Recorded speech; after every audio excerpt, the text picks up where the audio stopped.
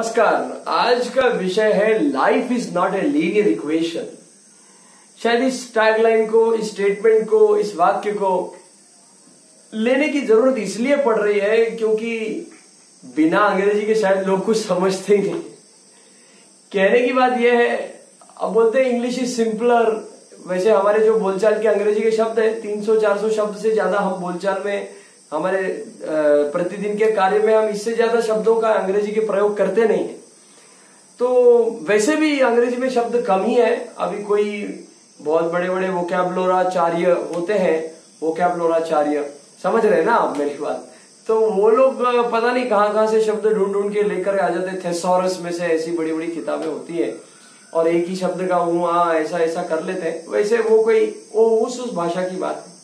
हमारा विषय ये है कि उनको अंग्रेजी के बिना कुछ समझता नहीं है। अंग्रेजी में शब्द बहुत कम है, सिंपल है, और इसलिए वो हैप्पीनेस, प्लेजर, इसको उसको सबको एक ही मतलब बताते हैं। सुख और आनंद में उनके यहाँ फर्क ही नहीं है। जैसे भाषा की बात है तो सूर्य के, हमारे पास शायद संस्कृत में 56 समानार्थी शब्द है, बट SUN सन के प्रति, सन के बारे में शायद कोई सिनोनिम हमको अंग्रेजी में मिलेगा नहीं। तो कहने का ये मतलब है कि अंग्रेजी एक सीमित भाषा है, तो शायद लोगों को इस्तेमाल करने के लिए, बातचीत करने में सरल है। लेकिन ये कब से होने लगा कि शायद हम उस भाषा के स्टैंडर्ड तक, उस स्टैंडर्ड तक, जीने के स्टैंडर्ड तक हम पहुंच न सके, तो उसके स्तर को खींच करके नीचे ला करके जिसमें हम जी रहे हैं वही स्टैंडर्ड है उसको बोलने, ये कब से होने लग गया। और इसीलिए शायद मैंने कहा कि विचार किया कि भाई चलो चल रहा है, कम से कम लोगों को समझे, ये जरूरी है, और फिर इधर से खींच करके उस स्तर पर उनको हम ले जाएं, ऐसी बात अवश्य हो सकती है।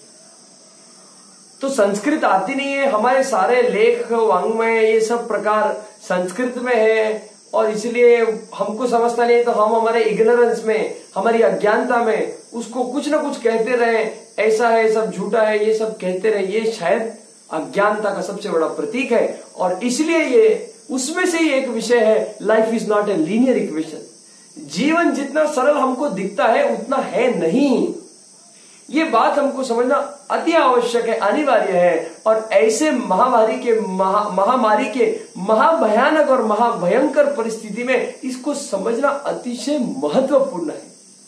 क्योंकि जब हम ये नहीं समझते हैं तो हमको लगता है पैसा फेंक, तमाशा देख, मैंने 2 लाख रुपए हॉस्पिटल में भरा तो पेशेंट ठीक होना ही चाहिए, I don't know the rest. This doesn't work this way. जीवन इस प्रकार से नहीं चलता है। जीवन और जगत ये हमारे हिसाब से नहीं चलता है। इसका चलने की अपनी पद्धति है जो इस निसर्ग ने अपने आप को उसमें ढाला है। ये नियम इस जगत के रचनाकार ने, इस जगत के सृजनकार ने बनाए हैं। हम उसमें नहीं मानते, हमको वो नहीं पता, इसका मतलब वो होता नहीं है, ऐसा नहीं है। कोई कहे हम ग्रेविटेशनल फोर्स में नहीं मानते हैं और फिर वो बिल्डिंग के ऊपर से कूद का मारे, तो भैया लगेगी तो मार उसी को। उसी प्रकार से अगर कोई कहे कि ये हम देख रहे हैं, हम कर रहे हैं, हमारे से हो रहा है इसीलिए हो रहा है, ऐसा नहीं है। जगत में इतनी सारी चीजें हैं जो हमारे समझ से बाहर है, जो हमारे अंडरस्टैंडिंग के परे है। ये इसलिए है क्योंकि इस संपूर्ण सृष्टि के हम कितने से ही तो अंश हैं। अरे सोचने समझने वाली बात है। हमारा वजन अगर 64 kg है, ये पृथ्वी का वजन 6.4 × 10⁻23 kg है, मतलब हमारे और उसके करीब 10⁻22 10⁻23 इतना रेशो में वजन है। तो इतने बड़ी धरती में कोई एक मनुष्य मर भी जाए तो कुछ फर्क ही नहीं पड़ता है। ये पूरे सोलार सिस्टम में 8-9 प्लैनेट है। 8 है कि 9 है कि 7 है, देख लो। 8 प्लैनेट है, जिसमें एक प्लूटो प्लैनेट है जिसको डॉफ प्लैनेट, मतलब उसका अस्तित्व है नहीं, इस प्रकार से उसको बतलाया गया है। तो एक पूरा का पूरा प्लैनेट अगर इस सोलार सिस्टम में नहीं के बराबर हो जाता है तो भी सोलार सिस्टम की गति को कुछ फर्क पड़ता है? बिल्कुल नहीं। उसी प्रकार से इस एक हमारे मिल्की वे के गैलेक्सी में सैकड़ों, हजारों, करोड़ों शायद ऐसे सोलार सिस्टम हैं। सूरज जैसे ऐसे अनेक तारे हैं, और उनके भौती ये सारा ग्रहों का मंडल विराजमान है। ऐसे हजारों, लाखों, करोड़ों है। तो उसमें से कोई एक सोलर सिस्टम पुफ करके खत्म हो गया तो इस सारे मिल्की वे को कुछ फर्क पड़ता है? नहीं। उसी प्रकार से संपूर्ण यूनिवर्स कॉस्मोस में, ब्रह्मांड में ऐसी अनेक अनेक मिलियंस बिलियंस ऑफ गैलेक्सीज है मिल्की वे के जैसी। एक संपूर्ण गैलेक्सी अगर फुफ करके फूट जाए तो कुछ फर्क पड़ता है? शायद ना पड़े। और शास्त्रों में वर्णन किया है, श्रीमद् भागवत जी में वर्णन किया है कि ऐसे ब्रह्मांड भगवान के रोम रोम में है। शेषनाग के जो नारायण है, 9th dimension, if it was suppose to be described in physicality, तो भगवान, वैसे तो ये सब ऊर्जा का बहुत बड़े स्रोत है, लेकिन उसको आकार उकार इसलिए दिया गया है क्योंकि हमको आकार उकार की तो भाषा समझती है ना। हमको जो चीज देख रहे हैं उसी में हम विश्वास करते हैं। अभी हमको आत्मा दिखती है क्या? कहीं से आ रही है, जा रही, नहीं दिखती, तो हम शायद लोग मानते नहीं। लेकिन जिसको उसके पॉजिटिव या नेगेटिव अनुभव आते हैं, अच्छे बुरे अनुभव आते हैं, तभी वो उसमें मानता है कि भाई आत्मा है, अच्छी भी है, बुरी भी है। तो उसी प्रकार से ये सारे जो 10 डायमेंशन है, जिसको हमने गीता जी के 2य अध्याय के वीडियो में अंत में बतलाए हैं, या फिर हमने एक श्रीमद् भगवत गीता जी के मीटिंग में भी हमने एक बतलाए हैं कि जो 10 डायमेंशन है उसमें ये जो बड़े बड़े ऊंचे वाले आयाम हैं उनका कोई शेप साइज नहीं है, लेकिन उनको अगर हमको समझने के लिए ऐसा शेप में बतलाना है तो शेषनाग के नारायण जो 9th डायमेंशन में है, उनके अगर फिजिकलिटी का वर्णन किया जाए तो 30,000 करोड़ योजन इतना लंबा उनका शरीर है। मतलब हम उनमें हैं और वो हम में है। और इसलिए इतने बड़े फिजिकलिटी के रोम रोम में एक एक ब्रह्मांड है। अब विचार करिए, अगर हम अपने शरीर से एक बाल ऐसा तोड़ के निकाल देते तो कुछ विशेष फर्क नहीं पड़ता है। उसी प्रकार से एक ब्रह्मांड ऐसा खुजली करते करते मिट गया समझो भगवान के, क्या फर्क पड़ जाएगा? अरे इतना बड़ा, ऐसे रोम रोम में ब्रह्मांड है करोड़ों। वो एक ब्रह्मांड, वो ब्रह्मांड में हमारा एक गैलेक्सी कहाँ, उस एक गैलेक्सी में हमारा एक सोलर सिस्टम कहाँ, एक सोलर सिस्टम में एक हमारी पृथ्वी कहाँ, इस इतनी बड़ी पृथ्वी के ऊपर 195 प्लस देश है, उसमें हमारा एक भारत देश कहाँ, उस भारत देश में एक हमारा राज्य है, उस राज्य में एक शहर है, उस शहर में हम बैठे हैं, एक गली में, उस गली में इतने घर है, उसमें हम एक कमरे में बैठे हैं। हम बैठे हैं उस 64 kg के शरीर में, 1400 cc का ये ब्रेन है जिसको आज तक हम अच्छे से समझ ना पाए हैं, उसमें हमको न दिखने वाला एक विचार, मतलब ये हमारा मेरा मेरा मेरा महत्व है। अब विचार करिए कि इस एक विचार का क्या ही तो, अरे पूरा पूरा गैलेक्सी, पूरा ब्रह्मांड खत्म हो रहा है तो उसमें कोई एक धूल के रज के जैसा है, एक मिट्टी के कण के जैसा है, तो क्या उस विचार को इतना भाव दे रहे? मेरे को ऐसे लगा, मेरा ऐसा विचार है, मेरे मन में आया। अरे कौन है मैं? ये इधर से शुरू होता है। Life is not a linear equation. जब ये महत्ता, मैंपना, मेरा, ये खत्म होता है, ये समझ में आता है कि इस पूरे जगत के क्रिएशन में मैं तो कुछ हूं ही नहीं। ये मैं जिसको हम उद्देश्य है, ये मैं भी हमको पता नहीं है। क्यों? क्योंकि हम तो इस शरीर को मैं मानते हैं, लेकिन ये तो कभी नश्वर है, मरने वाला है, खत्म होने वाला है। इसके अंदर जो अविनाशी तत्व है, जो आत्म तत्व है, जिसको लोग सोल कहते हैं, वो परमात्मा का अंश है, वो अविनाशी है, वो निरंतर है, वो अखंड है, वो न कभी जन्मता है न कभी मरता है। जिस भगवान के, परमात्मा के इसमें से वो आता है, उसी में जाकर के मिल जाता है। वही मोक्ष है, वही सद्गति है, वही सब कुछ है और वही जीवन का उद्देश्य है। लेकिन ये कहीं कहीं किसी ने पढ़ा ही नहीं है। इस शरीर में हम 20 साल से हैं, 25 साल से हैं, जो भी हमारी उम्र है, लेकिन इसका क्या उपयोग है, इसकी क्या संभावनाएं हैं, इसकी क्या पॉसिबिलिटीज है, इसके लिए क्या अपॉर्चुनिटीज है, इसके लिए क्या लेवल है, वो हमको पता नहीं। तो हम उसके लेवल को घसीटते घसीटते नीचे, जानवर से भी नीचे ले जा रहे हैं। खाओ पियो और प्रजाति को आगे बढ़ाओ, इससे ज्यादा हम कुछ नहीं कर रहे। और इसलिए हमको ये समझना जरूरी है, लीनियर इक्वेशन लाइफ ऐसा नहीं है। और उसका ये बेसिक स्टेप है ये समझना कि हमारा कुछ अस्तित्व में इतना विशेष रोल नहीं। हमको क्या लगता है, मैंने क्या, मैंने पैसा दिया ना इसलिए मेरा ट्रीटमेंट हुआ, मैंने पैसा दिया इसलिए मेरे को चीज मिला। अरे ऐसे भी लोग हैं जिनको भगवान ने कभी नुकसान नहीं होने दिया, कभी उनका अहित नहीं होने दिया। उनके कर्मों के कारण, उनके प्रारब्ध के कारण वो निश्चित ही जगत में निरंतर आनंदमय स्वरूप में। ये तो मटेरियलिज्म की दुनिया में हमारा मन ऐसा भटका है, ऐश्वर्य, लोभ, भोग, इस सब में हम इतना फंसाए गए हैं कि हमको इसके परे जगत दिखता नहीं।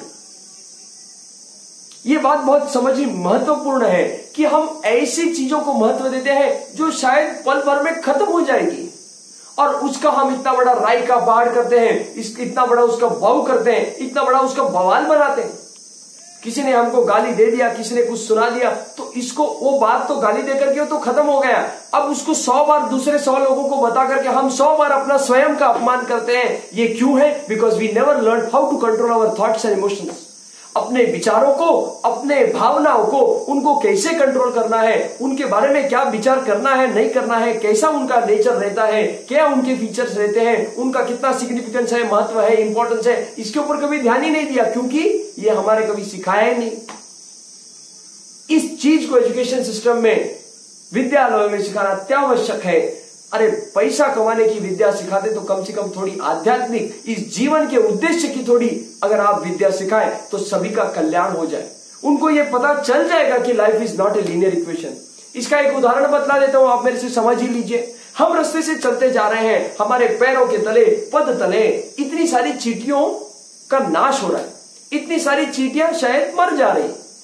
अब वो चींटी क्यों चल रही है? क्योंकि उसमें वो आत्म तत्व है, वही आत्म तत्व है, वही नारायण तत्व है जो हम में है।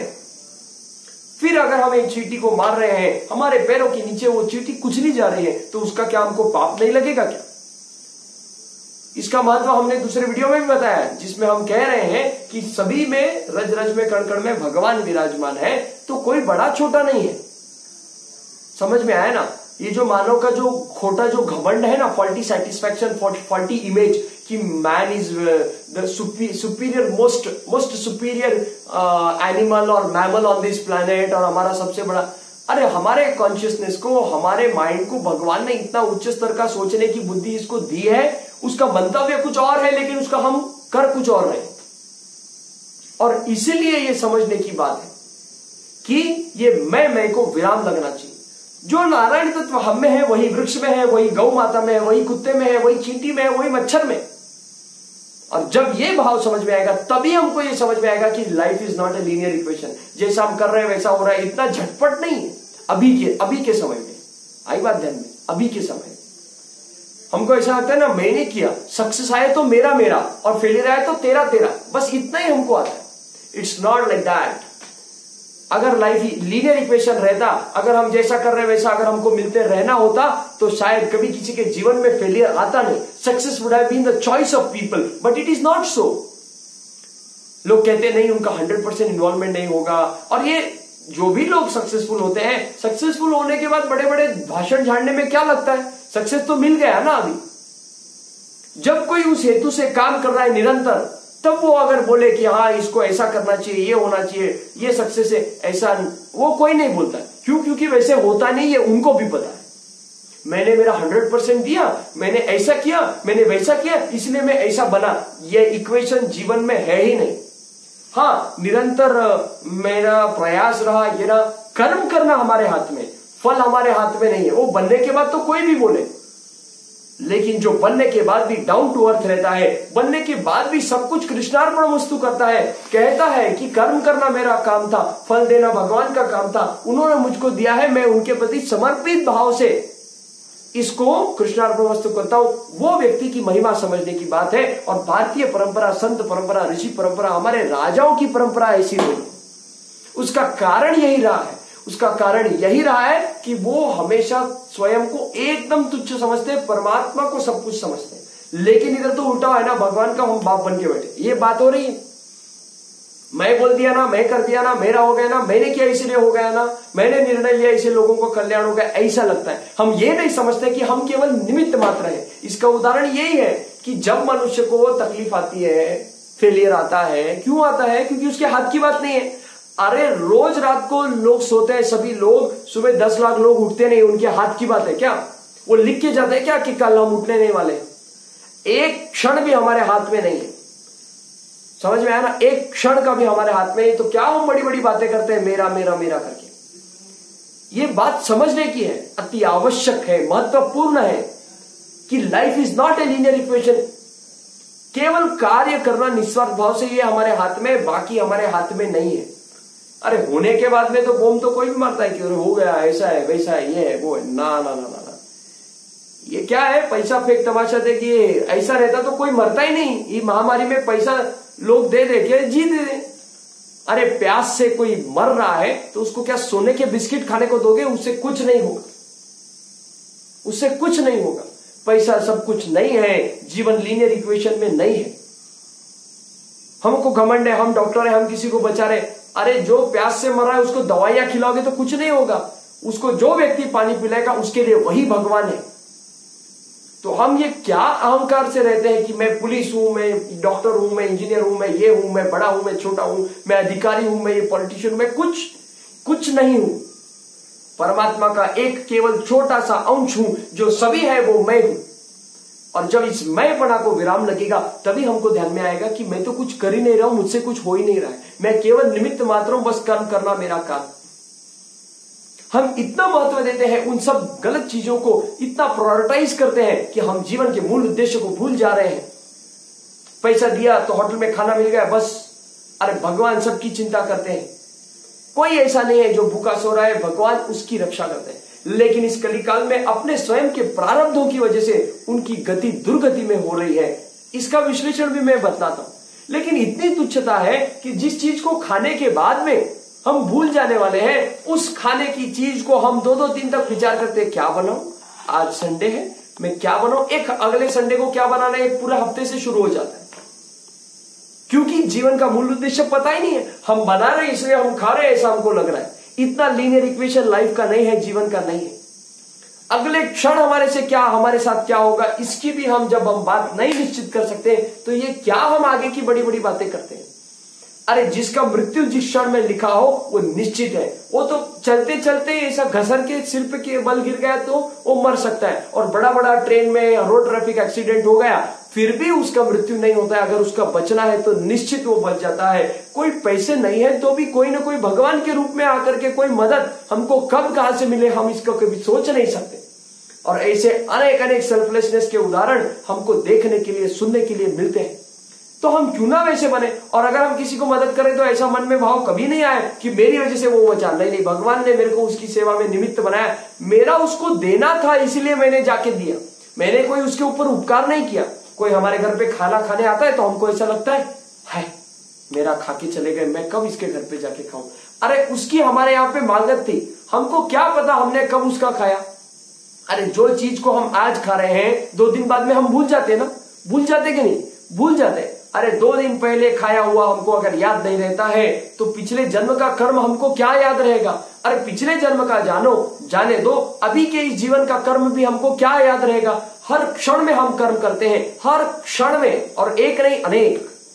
अभी वही बता रहा हूं ना मैं आपको कि 2 दिन पहले खाया हुआ याद नहीं रहेगा, 2 दिन पहले काम किया हुआ याद नहीं रहेगा। चलते चलते हमारे पैर के नीचे इतनी सारी चींटियां मर जाती है तो वो हमारा एक कर्म है, वो भी गलत कर्म है, पाप है।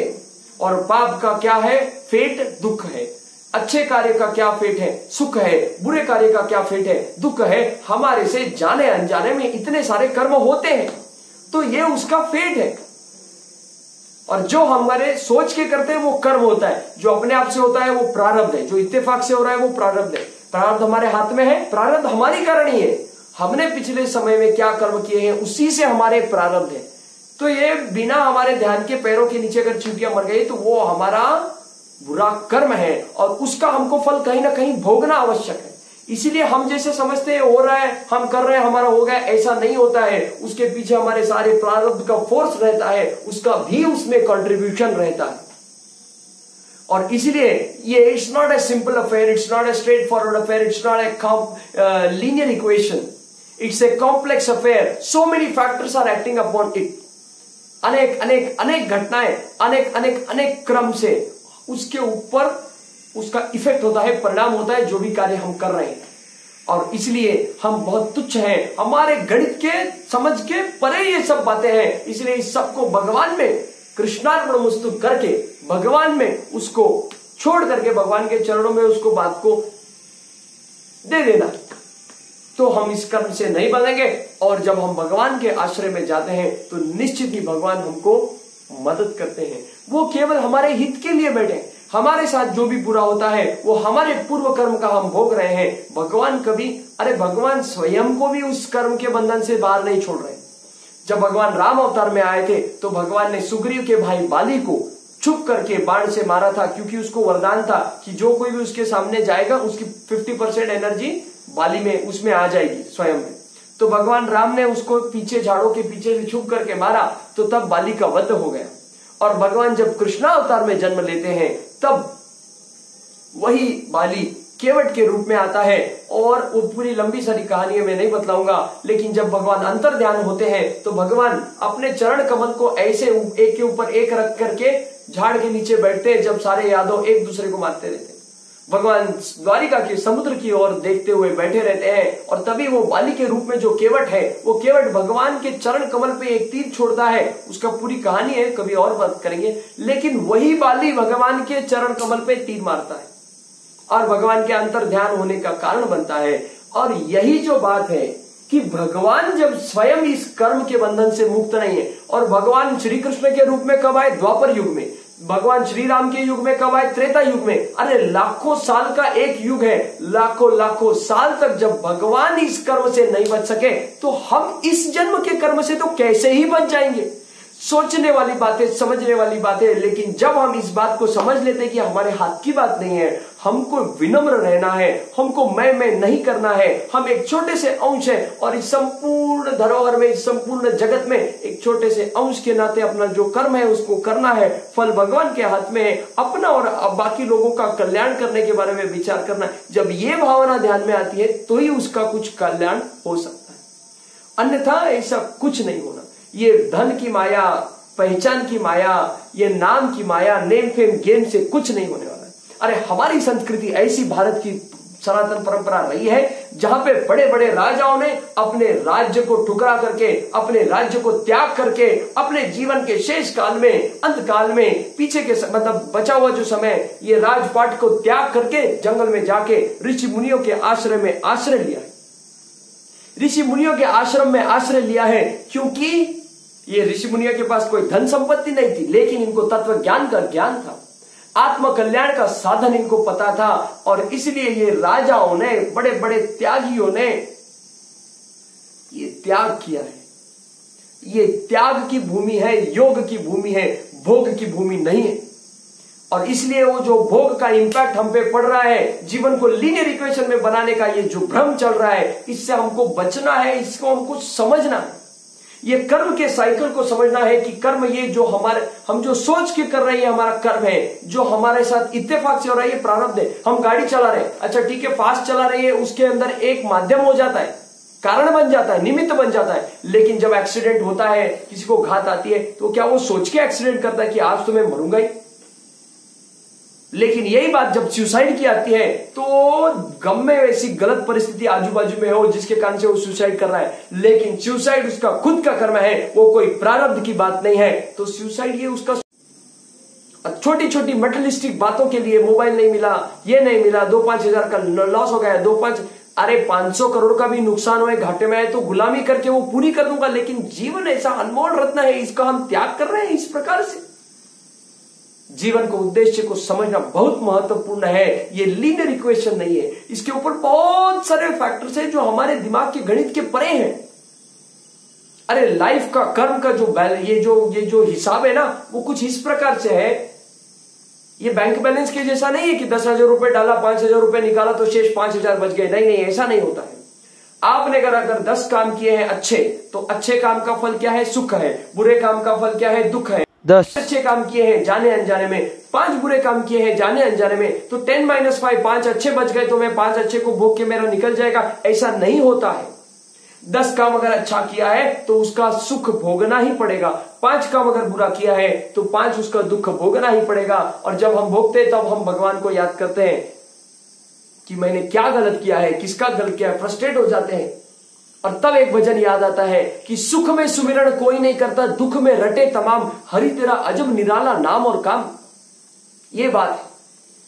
तो बाद में पछता कि क्या, अच्छा अब तक अज्ञानता में हमने बहुत सारे गलत कर्म किए होंगे, मैं इस खोटे अभिमान में हम जिए होंगे, लेकिन अब तो हमको पता चल गया कि हम क्या है, स्पेक ऑफ डस्ट भी नहीं है।